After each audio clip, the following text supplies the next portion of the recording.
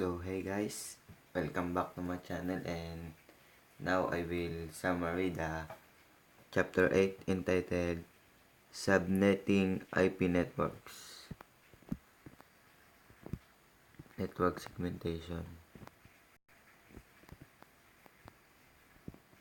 In an Ethernet LAN, these are the devices broadcast to locate other devices. A device uses Address Resolution Protocol, or ARP, which sends layer 2 broadcast to a known IPv4 address on the local network to discover the associated MAC address.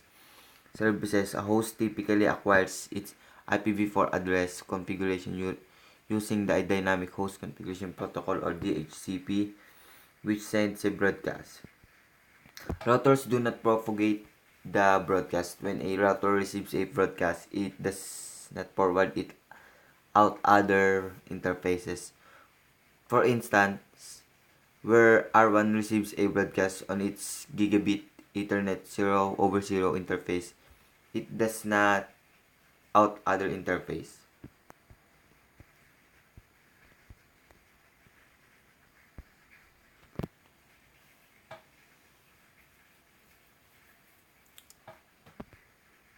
Problems with largo broadcast domains. A large broadcast domain is a network that connects many hosts.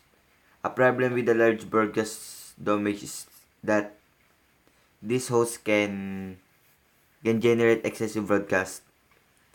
So this is the result of generate broadcast traffic result in slow network operations due to the significant amount of traffic it can use. Slow device can operate slow device operation because a device must accept and process each broadcast packet. Go to the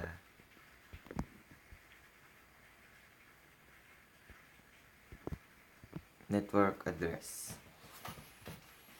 Network address planning. Planning network subnets requires examination of both the needs of an organization network usage and how the subnets will be structured. Performing a network requirement study is the starting point. This means looking at the entire network and determining the main sections of the network and how they will be segmented. The address plan includes determining the needs of each subnet in terms of size.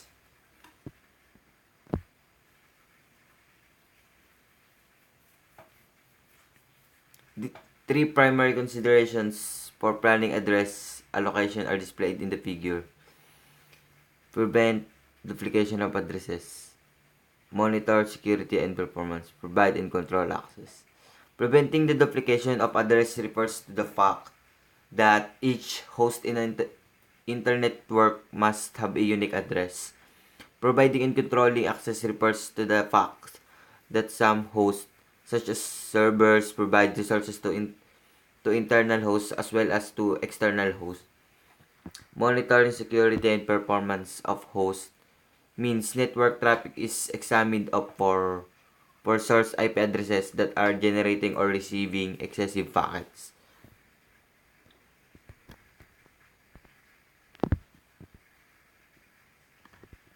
Assigning addresses to devices. Within a network, there are different types of devices that are required addresses, including end-user clients, servers, and peripherals. Servers that are accessible from the internet, intermediary devices, gateway. So that's the devices that require addresses, and user clients. Most network allocate addresses dynamically using Dynamic Host Configuration Protocol, or DHCP. Servers and peripherals. This should have a predictable static IP address. Use a consistent numbering system for these devices. Servers that are accessible from the internet. In many networks, servers must be made available to the remote users. In most cases, these servers are assigned private addresses internally. Intermediary devices. These devices are assigned address for network management, monitoring, and security. Gateway. Routers and firewall device have an IP address assigned to each interface which serves as the gateway for the host in that network.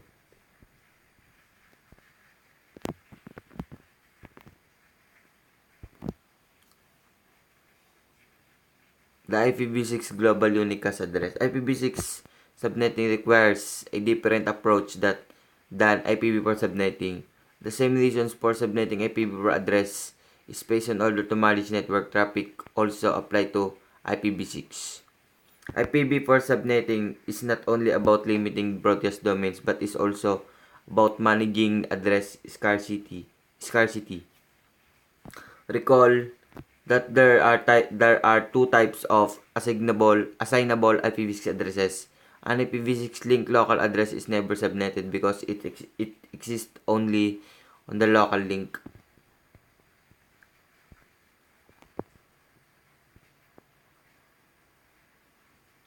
Subnetting the using the subnet ID.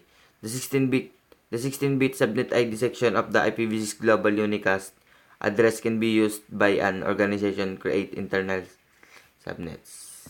So, for instance, the 16-bit section can create up 65,534 over 64 subnets. This does not include the possibility for borrowing any bits from the interface ID of the address. Support up to 18 quintillion host IPv6 addresses for subnet. Note, subnetting into the 64-bit interface ID or host portion is also possible but is rarely required.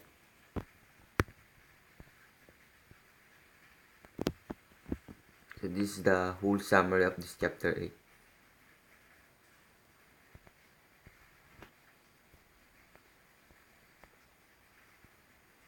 The process of segmenting a network by dividing it into multiple smaller networks spaces called subnetting. Every network addresses has a valid range of host addresses. All devices attached to the same network will have an IPv4 host address for that network and common subnet mask or network prefix. IPv4 subnets are created by using one or more of the host bits as network bits.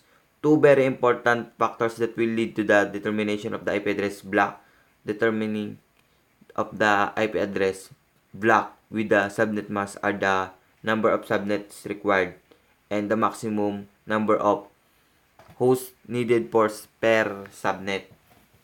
There is an inverse relationship between the number of subnets and the number of hosts. The more bits that are borrowed to create subnets, the fewer host bits that are available. Therefore, there are fewer hosts per subnet.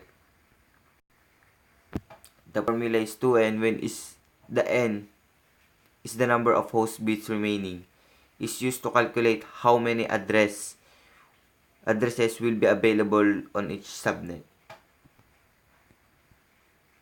Careful planning is required to make the best use of the available address space. Size, location, use, and access requirements are all considerations in the other address planning process. IPv6 subnetting requires a different approach that IPv4 subnetting because IPv6 have a high gig than IPv4 like that. IPv6 subnetting requires a different approach than IPv4 subnetting. An IPv6 addresses space is not subnetted to conserve address. Rather, that it is subnetted to support hierarchical logical design of the network. So, while IPv4 subnetting is about managing address scarcity, IPv6 subnetting is about building on addressing hierarchy based on the number of the routers they support.